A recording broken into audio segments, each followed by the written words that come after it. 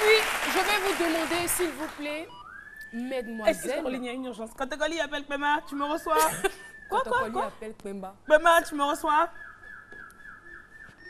Ouais. Oui, reçu ici, 5 sur 5. Von reçoit ici Nyonzin. Ouais, vous sur quelle position? Il y a une urgence. Oui. Il y a urgence, vous sur quelle position? Il y a une voiture dangereuse qui s'en va vers l'autoroute. Il y a volant dedans, il a nique. Vous n'avez qu'à tuer lui. Ah, ça va, vous n'avez qu'à tuer lui. Voilà. Intervention, urgence. Merci. Voilà. Ça va? Oui, élément, ça va. Vous pouvez un peu Qu'est-ce qui s'est passé?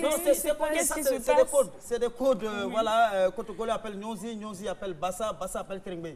Ça, c'est des codes. Mais ça répond à quoi, ce Non, mais c'est pour assurer la sécurité de ce studio. Aujourd'hui, on est voilà, là. donc il faut assurer la sécurité et puis ben, voilà, pour le bonheur de tout ce public-là, n'est-ce pas? Vous êtes, voilà. C'est très important. J'ai envie de poser une question autour de cette table. Quel est l'être humain, l'homme qui n'a pas honte sur la terre, là, c'est quoi? C'est toi. C'est tellement facile. C'est toi. Non, l'homme qui n'a pas honte sur la terre, là, c'est Bus. L'homme qui n'a pas honte. Bus, là, Bus, il tombe en panne partout. Il n'a pas honte. Bus, on dit l'engin, alors. Ouais, mais bon, pas l'homme. Bon, Est-ce que le bus, c'est un Bus, homme? il a pied comme l'homme, il a main comme l'homme. Il boit l'eau, il boit une. En laboratoire. Comment, le bus, non? J'ai dit, Bus, même la pauvre femme en train de vendre banane braisée. Bus s'arrête là, quand il tombe en panne là, il reste là, il n'a pas honte, il a dit, c'est pas comme ça. Bus n'a pas honte. Seul homme qui n'a pas honte, c'est Alors, très rapidement, je vais vous communiquer le thème du jour. Je donne ma vie pour protéger celle de l'autre. Il faut avoir quand même du coffre et de l'étoffe pour cela. Je vous laisse en compagnie de Dr Philo pour le décryptage. Eh bien, c'est un intellectuel. Écoutez-le attentivement. Dr Philo. Merci beaucoup, Caro. Merci pour les compliments. Non, c'est pas un compliment, c'est ce qui est. C'est la réalité, ok, merci. Intellectuel en humour. Oh là là, ma tête est en train de grossir. C'est bon, franchement. Et là, donner sa vie pour protéger celle des autres, là, on parle de garde rapproché. Voilà, garde, il y a d'autres qui les appellent garde floco aussi. Non, garde floco, c'est la même chose, ils ont même talkie-walkie là. Pour laisser, voilà, forêt. attention, une intervention. Et il y en a qui, ça va faire la différence. Il y a garde rapproché et puis il y a garde corps. Voilà, le garde-corps, lui, c'est celui qui garde le corps, c'est-à-dire qu'il sort de lui-même. Il sort de son corps pour aller surveiller la vie d'un autre corps. Ah, donc c'est son âme ou c'est son esprit? Non, c'est le corps, lui, c'est quand on fait funéraire, quand on dépose ce corps, on dit c'est le corps.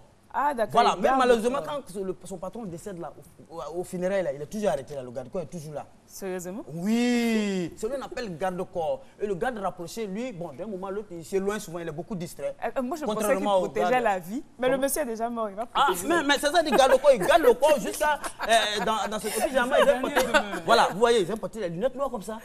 Voilà, souvent, c'est des gens qui ont une stratégie vraiment de sécurité très attrayante. Vous voyez, donc, oui, très attrayante. Voilà, et puis, quand ils sont comme ça, là, tout ça, ça peut intimider. Parce qu'il surveille quelqu'un, donc il est timide. Mais parfois, il y a des veilles, souvent il dort. Mais quand il dort là, tu ne vas pas voir certains coins jamais. Il faut d'ailleurs talker work là. Quand il est assis, il regarde comme ça. Tu sais pas qui il regarde comme ça. C'est qu'il dort comme ça. C'est qu'il est en train de dormir. Et au niveau des gardes rapprochés, des gardes de corps, il y a, nous, dans notre jargon, on les appelle l'armée civile. Ah, voilà, vous savez, dans l'armée, il y a l'armée terrestre et il y a l'armée aérienne. Voilà. Et dans les gardes rapprochés, ceux qui sont coucous, qui ne sont pas grands de taille là, c'est eux qui surveillent en bas, le danger peut venir de loin. Et ils sont très vigilants. Ils sont très vigilants. Quand il est là même, quand il voit, mais il dit, tout ce qu'il voit c'est suspect.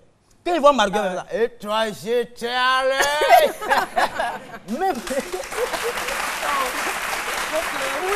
Arrêter Philo maintenant, sinon c'est pas bon pour la suite.